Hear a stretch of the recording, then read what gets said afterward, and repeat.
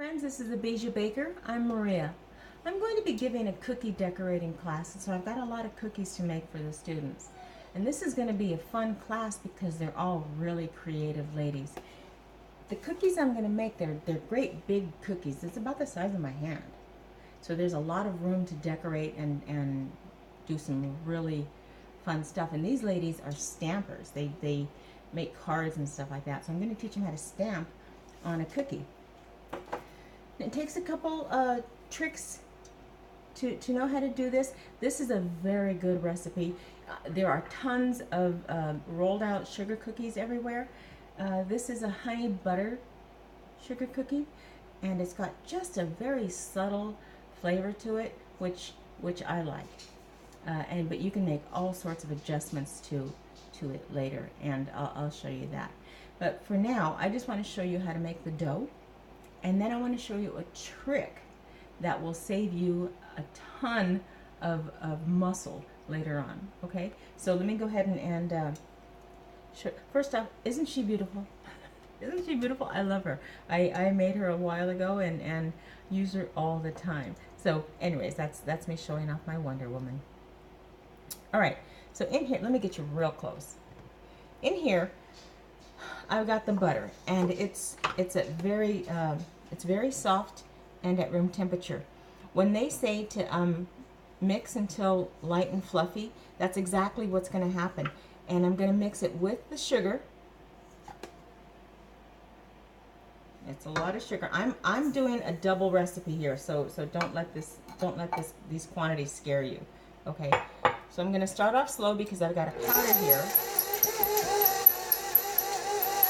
And I want it to incorporate before I make it do some serious work.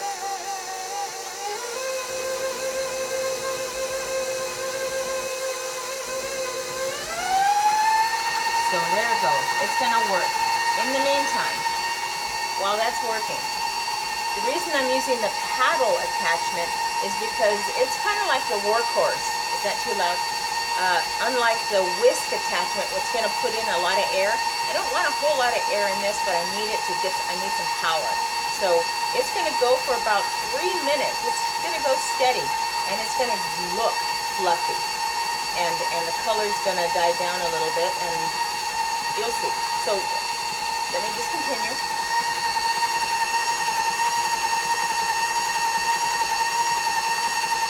Can you see it getting fluffier?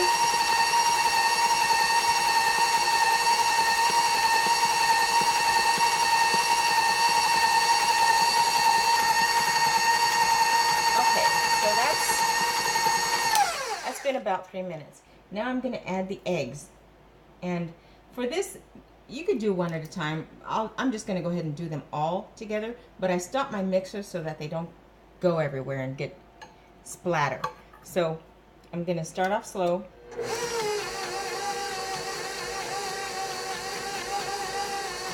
You'll have access to the recipe down below. Now that it's getting more incorporated, I'm going to pick up the speed.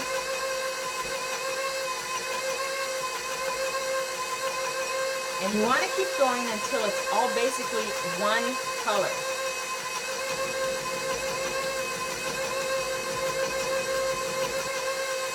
And with this particular attachment, you can see it kind of scrape the bowl a little bit as it goes.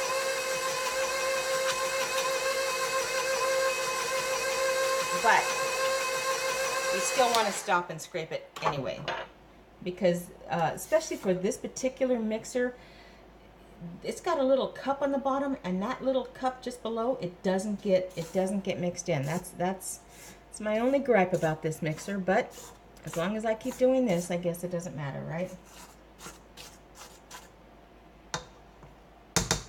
Look, can you see the difference there? Can you see how fluffy it is? And it's not even done incorporating, so you get the idea of light and fluffy, right?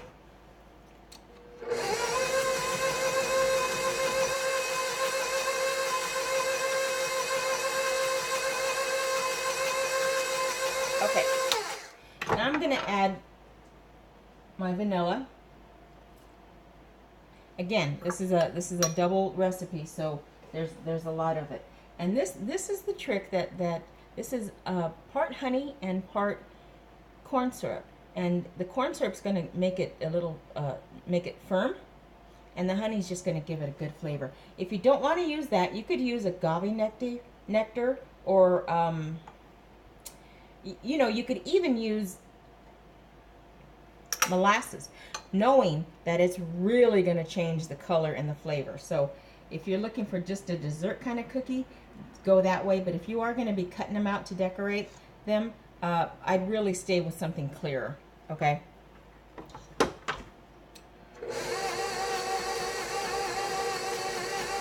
Oh man, that smells so good. Vanilla, I think is my crack.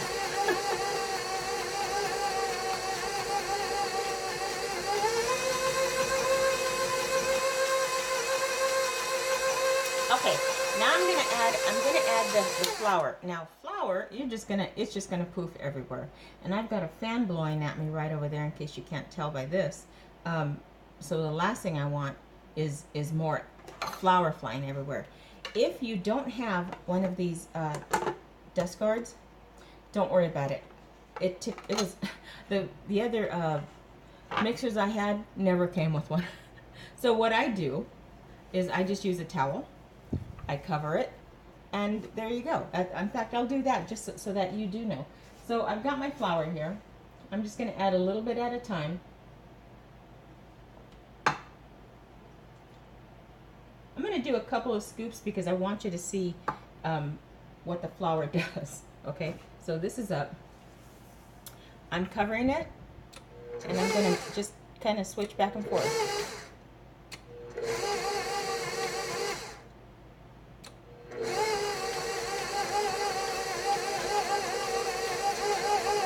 Now, this is where I'm not gonna go higher than this speed because once the flour gets in, I don't want to work it a lot.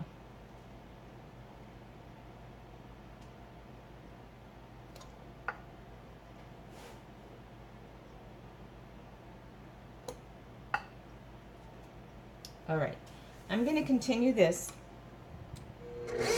and I'll be right back.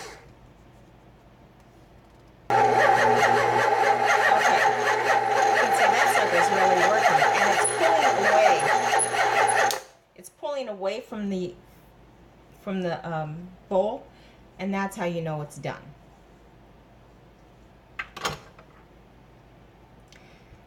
Let's see. So when you're touching the dough, if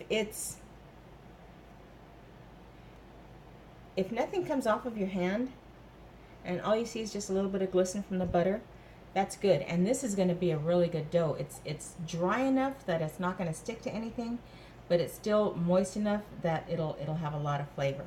So let me go ahead and get this out, and then I'm going to show you a trick that you're just gonna love. If you don't do this already, you probably will. Okay, so I've taken my dough out of the mixer, and I've separated it. Because it's a double batch, I only want a quarter of it, and I gave it a good kneading. You know, I want it to be a little bit elastic and soft, but not crumbly and not mushy. So I put it in a log. Now you know how they always tell you to roll your dough in a disc and then wrap it in saran wrap and refrigerate it for a few hours? No. Then you have to take it out and then try to roll that hard dough. Well, I do it a different way. So I'm going to take it here. I'm going to make a log out of it. My cookie sheets are really big. They're about 3/4 of a sheet size. But whatever cookie sheet you have at home, that is the perfect size to use. Okay, so you have it, and I have this taped down because I'm going to roll it. Okay, so I've got my dough. I've got another sheet of parchment paper. I'm telling you, the stuff is just beautiful. And I'm going to roll it out. Right now, when it's soft and pliable.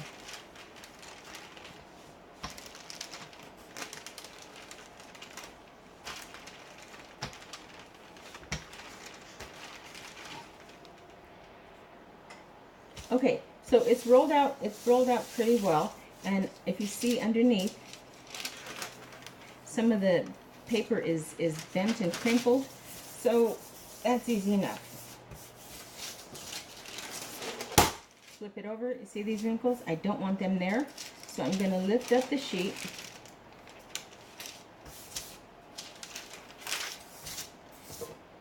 And roll them out.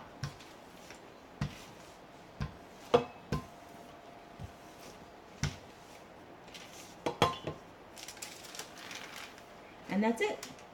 That's it. Now what I'll do is I will cover this with saran wrap, because it is going to go in the refrigerator this way, so that when I am ready to cut it, it's already rolled out and it's ready to go. Let me just cover this.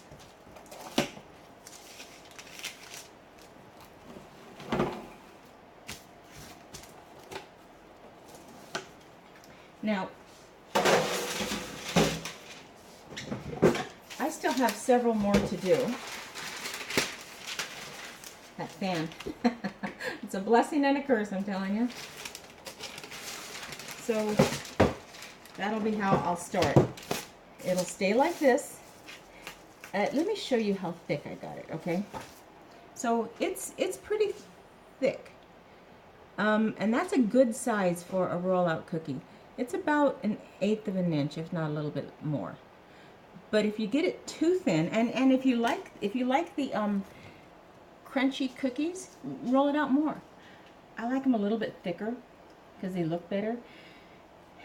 And later on, when we get into rolled out cookies, if you're gonna make like bouquets, you're gonna need them even thicker than that. And I'll walk you through that.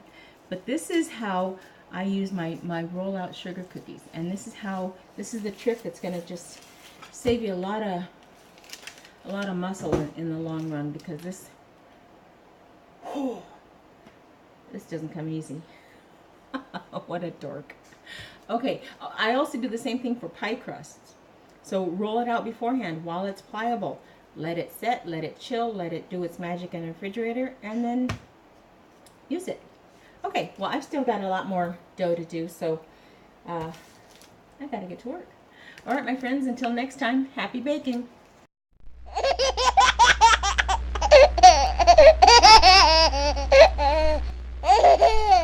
Oh, that was fun.